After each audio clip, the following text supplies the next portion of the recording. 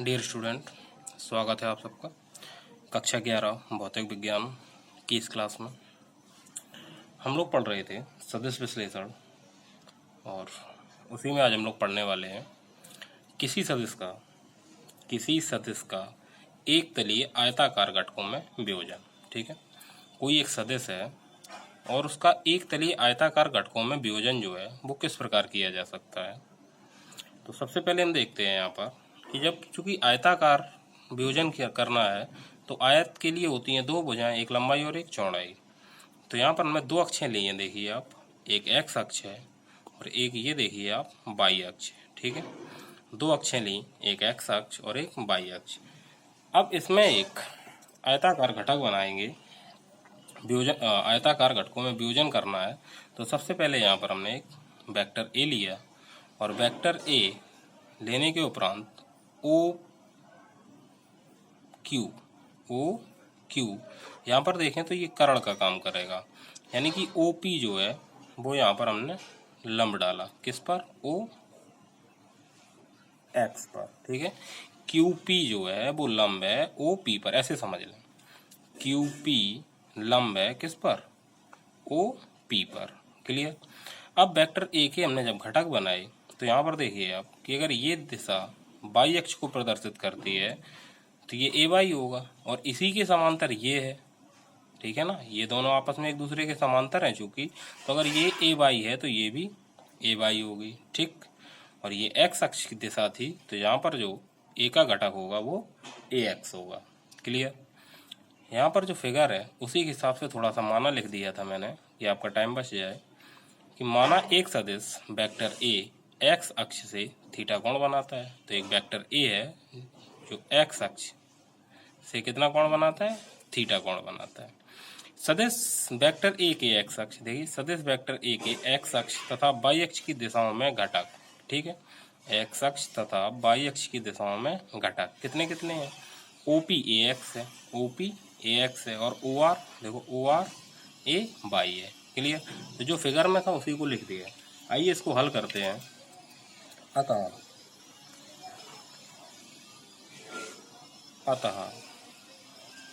Vector A बराबर, यहाँ पर आप एक चीज देखिए, हमने आपको पढ़ाया था कि अगर दो वेक्टर एक ही समान दिशा में हो, दो वेक्टर समान दिशा में, तो देखो ये वेक्टर इधर है ओपी और इसी के ठीक साथ में लगा हुआ है पी क्यू। तो जब दो वेक्टर समान दिशा में होते हैं तो उनका परिणामी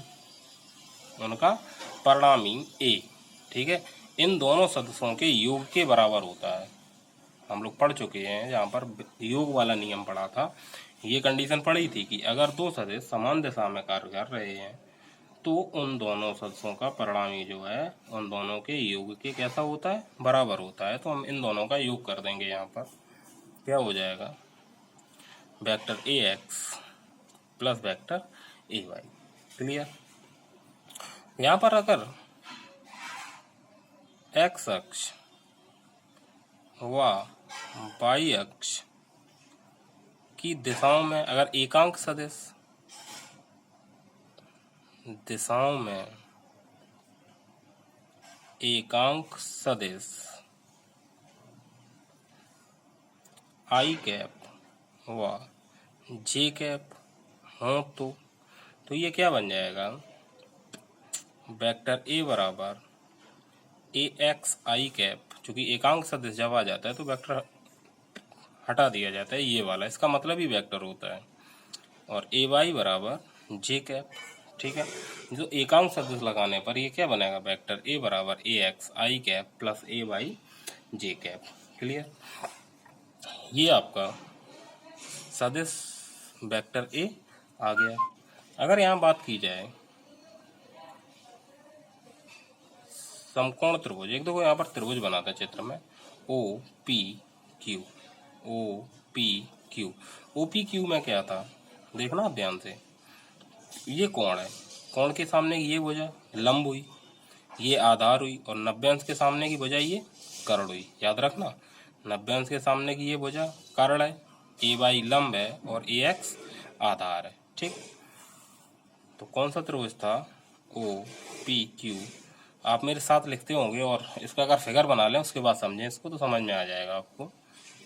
हम यहाँ पर निकालेंगे सबसे पहले कॉस थीटा। कॉस थीटा क्या था? आधार बटे कर्ण, और आधार हमने आपको बताया अभी, आधार क्या है? ए एक्स है और कर्ण ए है, ठीक।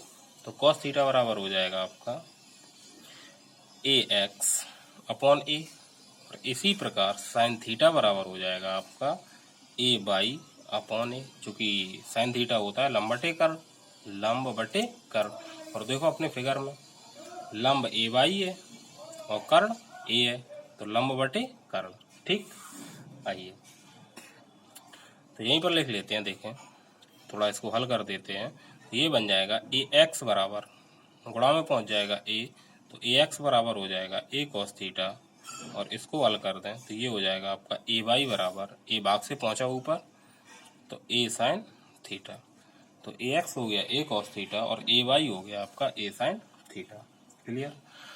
इन दोनों को वर्ग करके जोड़ देते हैं, इन दोनों का स्क्वायर करके जोड़ देते हैं, ठीक है।